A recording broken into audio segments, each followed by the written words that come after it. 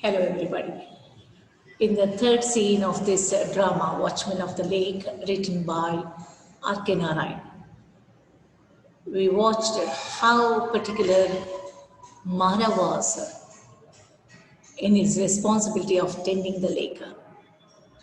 He never allowed anybody to illegally trespass the lake, hunt or fish or misuse the water of the lake. He considered his responsibility very divine and the lake very pious and holy as it was ordered and was built as per the command of the goddess. That's how he considered it. At the same time, on one hand, we see his harshness towards the people who were bad. On the other hand, we see his compassion, his goodness, his hospitality about the people who were really good. And we saw it with his conversation, who had come all the way from far off village to see him seeking help as there was drought and no water. He agrees to provide with a formal talk with the king. Going on to the scene 4, this is the climax of the whole drama. Here until now we had seen a cool and an easygoing scenes, but this is a very sensitive and a very significant scene and the real climax of this drama. Let us go through what it has. Late at night, torrential downpour and a shrieking storm. The king's palace, the bell at the palace gate ringing incessantly. What is incessantly? Non-stop, continuous. So now it's a late night. We have already seen there was all signs of torrential rains. There was a thick cloud, and even Mara predicts that there would be a very heavy downpour. The same thing has happened. It was unusual rain, and in the middle of the night, there was enough thunder, lightning, and in the king's palace, who is the king? Rukumagada. Near the king's palace, we know that there will be a huge bell tied in order to give the signal to the king about the arrival of the guests. So here, the bell was being hit continuously, incessantly, and that too in the middle of the night. So what was the expression of the king? Who is so urgently summoning me at this hour? What has happened in the terrible night of storm? Go down and see. Who is it? He orders his servant to go and find out who has come at the middle of that night. On the top of it, the mood of the king is also a little disturbed because he could sense a kind of an unusual premonitions of some tragedy, impending tragedy. Probably it was there as a part of his sixth sense or intuition. That's the reason. The bell ceases, stops, and sound of footsteps. Who are you, man? What has happened that should be calling us this hour? Why are you gasping so badly? That means the king was completely unable to identify Mara. He thinks that he is some stranger and asks him, what for has he summoned? Summoned is to call somebody for an urgent task. Got it? That is to call somebody together to carry out, to meet the need of the hour. So that's the reason he's been summoned at this hour. And gasping, taking a very short breath because of restlessness and maybe panting. It's a panting. So gasping is to pant. And then the man, who is none other than, we don't know who is that man. I have been running because continuously, non-stop, I have been running. I have been gasping. In this storm, who are you? What has happened? Are it is impossible to step out of the house because it is raining heavily. And in this night when it is raining, how could you really think of coming to my palace? He could feel there is something very urgent that this man has come. So he's now very keen to know about it. I am Mara, watchman of the lake, most high. Oh, he is not an stranger to the king. He knew Mara very well. Rather, he had appointed Mara to take care of the lake. But he was in one such position that he could not be identified at all. That's the reason he finds it very strange. Huh? Mara, how different you are now, battered by this rain, with your hair plastered on your face and all that water dripping down. He could not at all make out Mara because his very face had changed. He was splashed with the mud. What is that called it? It's that word. Uh, slush is nothing but ಕೊಚ್ಚೆ ಎಲ್ಲ ಸಿಡಿದಿದೆ, ಓಡ್ಕೋತ ಬಂದಿದ್ದಾನೆ ಮಣ್ಣಿನ ದಾರಿಯಲ್ಲಿ. So ಅವ್ರು ಕೊಚ್ಚೆ ಎಲ್ಲ ಸಿಡಿದು blasted. See the beauty of the description of it. All his hair has stuck it. It is very difficult for him to make out. His forehead has been covered with hair which has been plastered because of the dripping water on it continuously. So that is the reason why he could not make out him. I beg your majesty's grace for bringing my presence here in this state. I have come running, battling with roaring wind and through slush and raging torrents. Forgive me, your majesty. I'm trembling with the message within me. May I utter it? He says, really, this is not the time that I should have disturbed you, but it was so urgent that I had to come this way. And in this raging, torrential rain, heavy rain, and the slush is nothing but the koche, or the soft mud, what we call it as. So that's the reason why you are being unable to identify me. But I have to tell you, it is burning in my heart. This message is actually burning me. I need to speak it out, reveal it to you. So may I utter it? He is seeking the kind permission of the Majesty, His Highness. Yes, my lord. It is about the lake. It is about the lake. I feel faint to mention it. That means there is some danger, impending danger, which Mara has to tell it. But he is not finding words how to address this problem or how to present it to the king, and that's the reason. Oh, tell me what has happened. It is about to smash its bound. Ultimately, Mara says, it's likely to break out the boundaries of the lake. There's going to be disaster once the walls of the lake is going to break up and the water is about to splash out. It's like exactly like the dam, and the water is definitely, it will move the whole village. Not only the one village, maybe the surrounding village will be moved because the lake is so big and the water that it holds is enough to drown the villages in and around. So this is what I don't know how to put this message to you. Mara, are you mad? Are you sure your mind is your own? For the first time, probably you're finding the king feeling a little doubtful about the Mara's words. Earlier, when Mara said that he had the dream of the goddess and the goddess ordered to build a lake, he did not doubt. But now, no, he thought that, is it a nightmare that Mara had? Or it may be a dream, or it may be his illusion, or sometimes it may be his delusion also. So ಭ್ರಾಂತಿ ಇರ್ಬೋದು, ಅವನಿಗೆ ಭ್ರಾಂತಿ ಆಗಿರ್ಬೋದು, ಈ ಥರ ಆಗ್ತಾ ಇದೆ, ಹೀಗೆ ಒಡೆದು ಹೋಗುತ್ತೆ, ಹಳ್ಳಿಗಳೆಲ್ಲ ಮುಳುಗಿ ಹೋಗುತ್ತೆ, ಇವನಿಗೆ ಅದೊಂದು ಭ್ರಾಂತಿ ಬಂದಿದೆಯೋ ಅಂತ first time he doubts Mara. Your Majesty, till the evening there was no sign of a coming rain.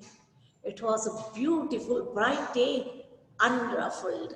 The lake mirrored the blue sky on its bosom, but at dusk the sky darkened. I called my son in and shut the door of my heart. Raindrops battered my roof. At midnight, the wind rocked my hut.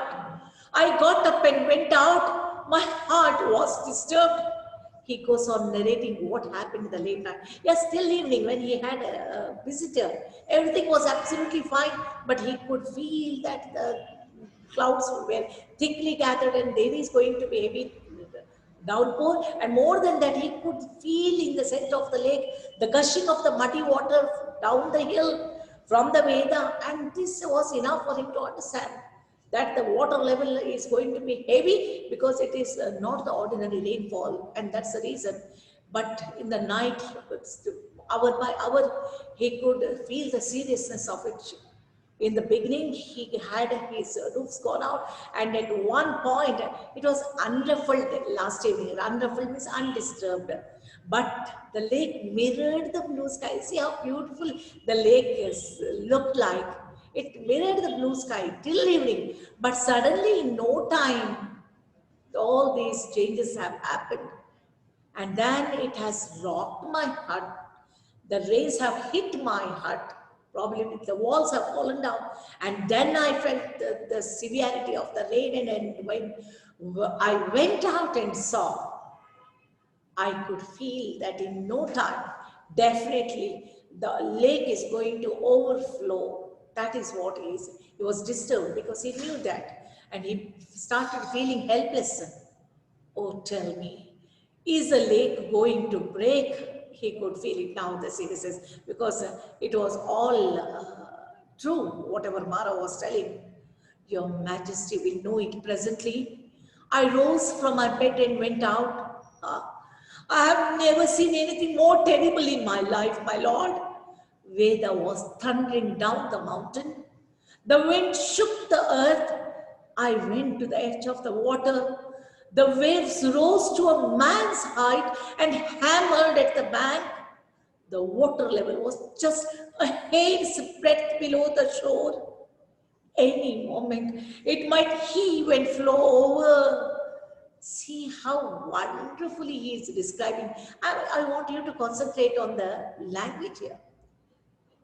Certain things are very easy to observe and feel it. But here lies the talent of the writer, where he uses the appropriate, the apt words to bring to the reader's mind exactly the minute happenings of the incidents. It is too difficult and a real challenge to the writer. And that is what Arkenaren has succeeded in doing. The paragraph is so well written that each of us who is reading it can feel the very moment of that night, how the waves have been raising high to a man's feet. Naturally, it's almost come to the brim of the lake. The next moment, probably it's going to overflow, and there's for sure it is going to hammer the walls of the lake, and it is going to move the villages. That is for sure. And then that's the reason he was feeling breathless because he knew not what is to be done, how to save the people of the village, how to stop it. Though all the gates were also open, still it was of no use. The gates could not be opened because recklessly all the gates cannot be kept open. That's the reason. People are all in deep sleep, and that too, it's night hour. They will be resting. They will be completely unaware of it. And with this, there would be a complete disaster. And that's the reason Mara was the lake. What is to happen to all of us? Even the king started feeling the intensity of the situation. And who is responsible directly? The king is responsible. He is the head of the land. He has to save by hook or crook. Either way, somehow he need to look into the happenings. But that was a night hour. And there was very less time. How could anybody stop the torrent rains? That is the moment of complete surrenderness that he feels. Complete helplessness, probably. And then what happened suddenly? I fell down and prayed. The goddess stood before me. There is a sudden change in this story. At that moment, the only thing when your reasoning stops, when science ends, religion begins there, spirituality begins there actually. In the same time, when you could not think anything, the only last resort was to pray the God. He could pray. Even then the doctors say, sorry, we have done whatever we could, the best of our knowledge, but now it's in the hands of the God. And here also, Mara had only one resort. What is it? Pray God. The same goddess to stop this from happening. And then the goddess stood before me. Her tresses were white. Her eyes gleamed with a strange light. Please observe, the goddess appearing in his dream for the first time and the same goddess appearing now. There is pole difference in it. There she was all wonderful. She was bright. She was all blessing. Here it was completely different. She was in angry mode. She was ferocious. And that's the reason her looks also changed. She was so amazing and beautiful there with her glittering golden robe. But how is she looking now? Full of rage, full of anger. And then we can ಕಲ್ಪಿಸ್ಕೋಬಹುದು ಸಿಟ್ನಲ್ಲಿದ್ದಾಗ ರೌದ್ರಾವತಾರದಲ್ಲಿ ಇದ್ದಂಥ ದೇವತೆಯನ್ನ ಕಲ್ಪಿಸ್ಕೊಳ್ಳಿ ಹೇಗೆ ಕಾಣಿಸ್ತಾಳೆ ಅವಳು ಹೇಗೆ ಕೈ ಇರ್ತಾಳೆ ಅಂತ ಬಹುಶಃ ಸಿನಿಮಾಗಳಲ್ಲೆಲ್ಲ ನೋಡಿದೀವಿ ನಾವು ಅದೇ ಕಲ್ಪನೆಯನ್ನ ಮಾಡ್ಕೋಬೇಕು ಈ ಸಂದರ್ಭದಲ್ಲಿ the goddess stood before me her dresses were wild dresses means then it was wavy in the first day ಹಾಗೆ ಮುಂಗುರುಗಳು ತೇಲ್ತಾ ಇತ್ತು ಈಗ ವೈಲ್ಡ್ ಆಗಿ ಕಾಣಿಸ್ತಾ ಇತ್ತು dresses means hey her eyes gleamed with a strange light. There was anger, it had turned reddish. She carried a sword in her hand and she had splashed her forehead with a vermilion. What is vermilion? Kumkumakke vermilion. It had splashed on her forehead. She was in a very violent mood. And then I cowered at the sight of her. I really trembled. Oh, Mara says, I had never seen her in this kind of an appearance. I literally trembled at her appearance. And then she said, get up and hear me intently. I am the goddess of the lake, and the river Veda is my plaything. Clear out your hut at once, mother.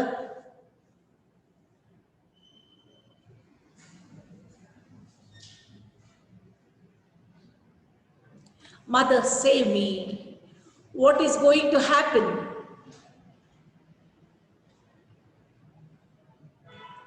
Yeah. So this time, when she appeared, she was not in the best of her mood. She was very angry. Her command was a very good command then. Here it was a destructive tone. She said, you need not beg me. You need not bow to me.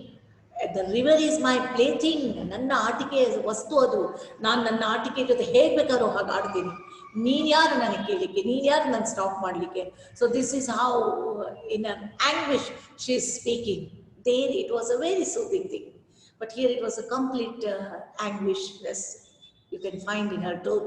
And so here she is telling, get up and see that you people vacate. I'm going to overflow now because it's my desire, it's my discretion. That was a tone of the goddess.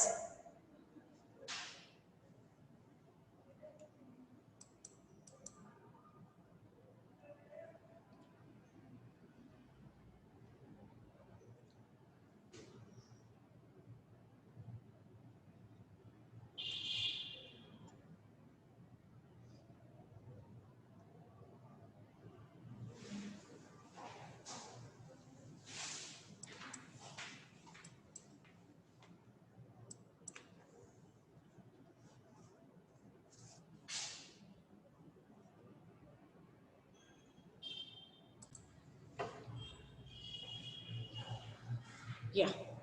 And then the goddess told him, it's my plaything. You are nobody to stop me. I'm going to kick away the miserable stones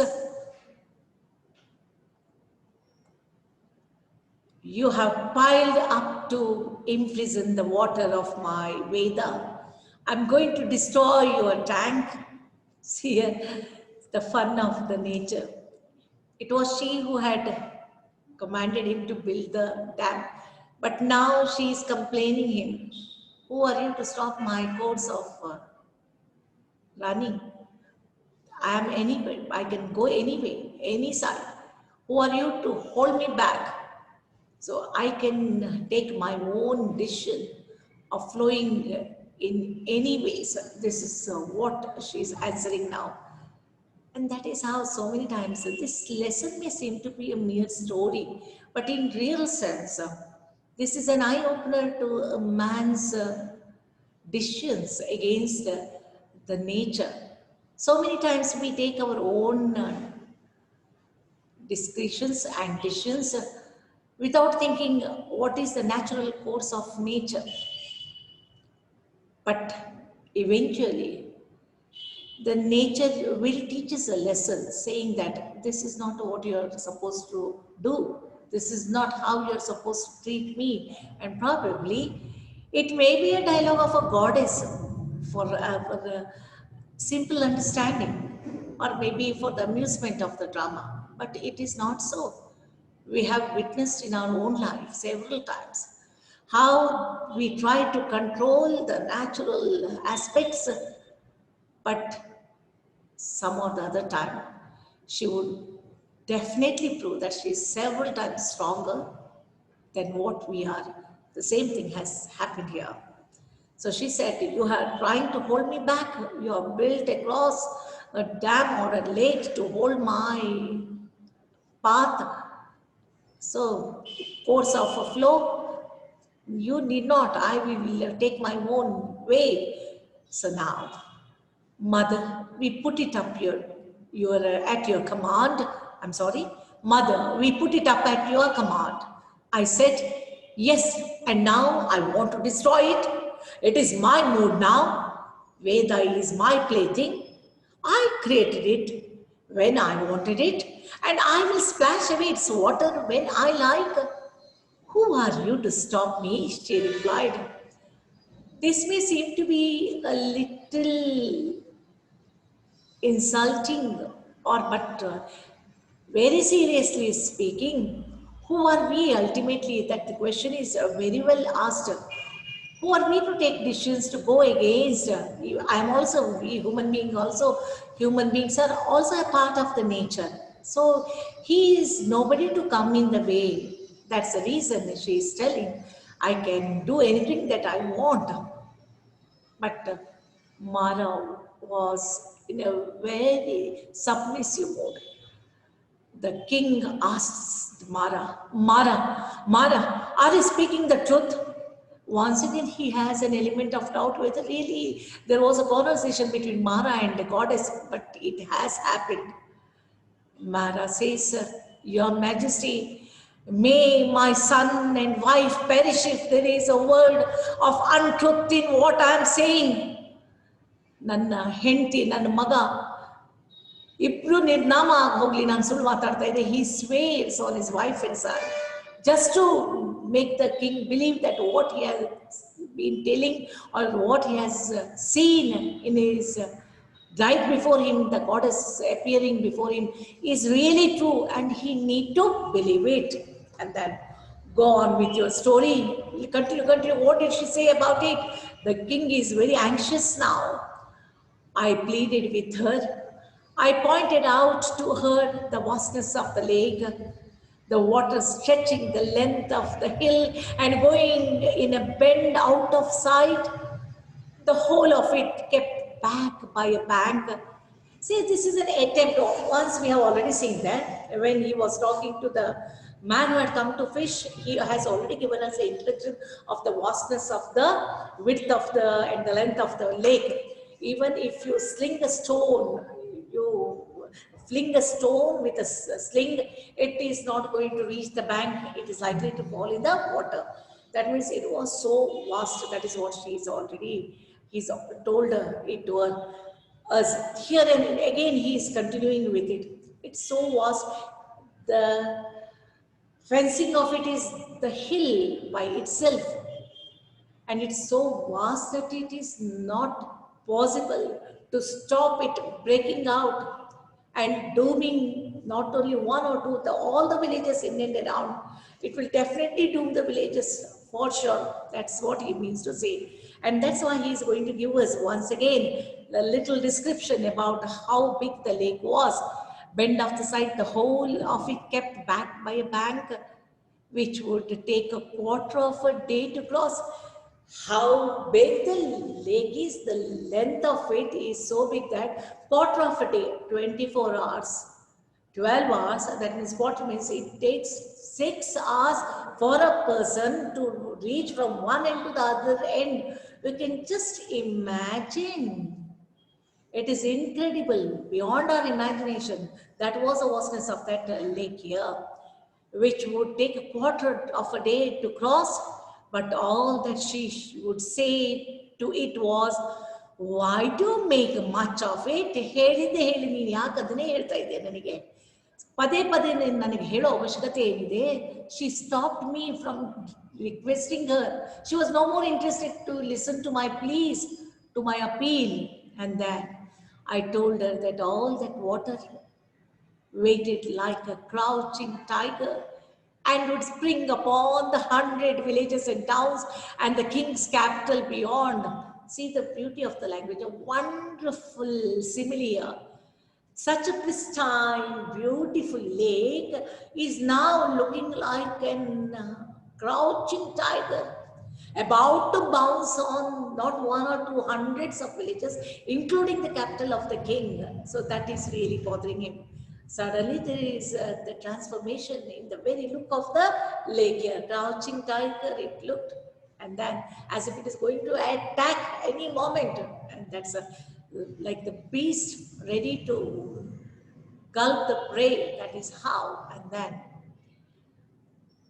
I told her that all the water waited like a crouching tiger and would spring upon the 100 villages and towns and the king's capital beyond if the bank was removed. She laughed at it and flourished her sword. This laugh is a sarcastic laugh. It is not a pleasant smile, it is sarcastic. ಆದರೆ ಏನಾಯ್ತಂತೆ, ನಾನು ಹೀಗೆ ಇರೋದು ಅಂತ ಹೇಳುವಂಥ ಪ್ರಯತ್ನ. Yes, I am going to overflow. Who are you to stop? Stop if you can. That kind of it. Challenging the capacity of the human beings, probably. Nature is so powerful and she can do it. And that's the reason. She laughed at it and flourished her sword. I pleaded with her for hours to spare us, to save us. Please, spare us this one time. You don't overflow, you don't break the bank. I requested her, but she was not to be moved. She could not feel for my request at all. She was untouched. Feel, moved is to feel, and the word one move is to move from one point to the other, and the move is to feel. I was moved by the movie. I felt terrible after watching that movie. That is, move is to feel. A most terrible and reckless mood of destruction seemed to have come upon the goddess. Why was she so? Because she was already decided that she is going to destroy the whole village. Destructive mood was there, reckless, careless. She was absolutely not concerned at all. I fell on the wet ground, prostrated before her, and begged. Prostrate is to prostrate. Sastanga namaskara. Haki bedkonde. Binnaikonde. In spite of it, a poor mortal like me cannot stop you, O Divine Mother. But grant me this, I will run to the capital and inform the king and return. Till then, stay your hand. When you see me here again, you may carry out the devastation. Destruction. Devastation means destruction. So the only last resort Mara had is to pray her for one favor. What is it? I'll go to the king, inform him that the whole village and the capital is going to be drowned, it's going to be moved. and then I'll return back, then you can overflow. I wouldn't mind. At least do me this one little favor. For that, the goddess agreed. Yes, I grant this, I accept this. I will wait until you have told the king and returned. She said, and here I am, your majesty. She accepted my request, and now I've come here to inform you about all these happenings. That is what he says. Mara's words made the king completely desperate. What does he say? Mara, are you sure you saw and heard all this? See, when a person is in shock, and this is something that has befallen on them without any signs, it was very difficult to believe. And that is exactly the state of mind of the king also. Is it true? Is it going to happen? What shall I do? So repeatedly he is asking for the confirmation of these events. And then what does Mara say? How can I prove it, my lord? Here you see the mud on my cloth. When I fell prostrate before the goddess, all this mud stuck to me. ನೀನು ನಮ್ಗೆ ವಿಶ್ವಾಸ ಬರ್ತಿಲ್ಲ, ಇಲ್ಲಿ ನೋಡಿ ನನ್ನ ಬಟ್ಟೆ ಎಲ್ಲ ಮಣ್ಣಾಗಿದೆ. ಅವಳು ಮುಂದೆ ನಾನು ಸಾಷ್ಟಾಂಗ ನಮಸ್ಕಾರಕ್ಕೆ ಮಣ್ಣಿನ ಮೇಲೆ ಸಾಷ್ಟಾಂಗ ನಮಸ್ಕಾರ ಹಾಕಿದಾಗ ಹತ್ತಿರೋ ಮಣ್ಣು ಇನ್ನೂ ನನ್ನ ಬಟ್ಟೆಗೆ ಹತ್ತಿದೆ ನೋಡಿ ಇಲ್ಲಿ. So he is showing it as a proof here to infer his words to the king. I dare not think. I do not know what to do. In a moment or less, I and this palace and my subjects. He is completely lost. I dare not think, what should I do? What should I do? He's moving to and fro with the thought of what next? How should I save my people? What best I can do? But no, there is absolutely no ray of hope at all. All right, like he's decided now, once for all. Nothing so good as preparing for the end. I am ready now for the tragedy that is going to happen. I will surrender myself because there is no other way other than surrendering. He has made up his mind now. The king has made up his mind. Hey, call someone. Let an announcer go around with the beat of drums and announce to the people and to everyone in my kingdom that it is the last day of the world. The deluge is upon us. Tomorrow the sun will rise upon a lifeless land. This is the ultimatum of the king's capacity, nothing else. He could just send the people to announce to the people that they are going to be in the deluge. Deluge ಅಂದ್ರೆ ಏನು? ಪ್ರವಾಹ. Flood, another word for flood is deluge. So they have to accept it. So better go and awaken the people, let them know about it.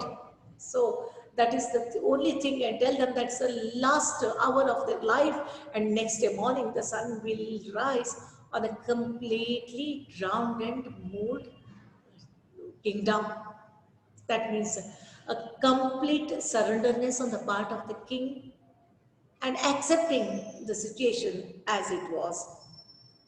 Your Majesty, permit me to. He has become completely despair. There is no hope, but Mara still keeps a hope.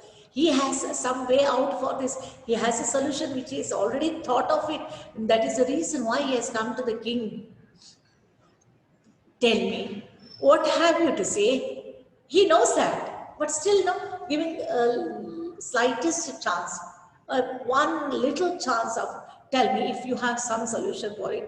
I have a suggestion. Oh, go on. Please tell me if there is a suggestion. Please mention it. The goddess will keep her word.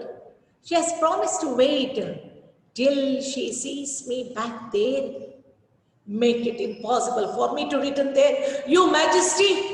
Wow, this is $1 million sentence here. What is Mara trying to say? What is the request of Mara to the goddess? You can overflow the moment I come back to you. Till then, please hold back. And now he has thought of never returning back at all, so that she will stop till he returns, because a promise is a promise. whether it is from the side of the goddess or from the side of Mara. So now, when she has already made promise that she is not going to overflow, she has to wait for his return. And in case if he doesn't return, then there is no point of overflowing at all. So that has to happen now. That is, Mara should not return forever. Forever means Mara should die. That is what he is suggesting the king. Please kill me. Let me sacrifice my life for this sake. That's what she is trying to say here. And you think the king would very readily accept it? So now he's the king. King is asking him. He's not understanding actually what is Mara trying to say here.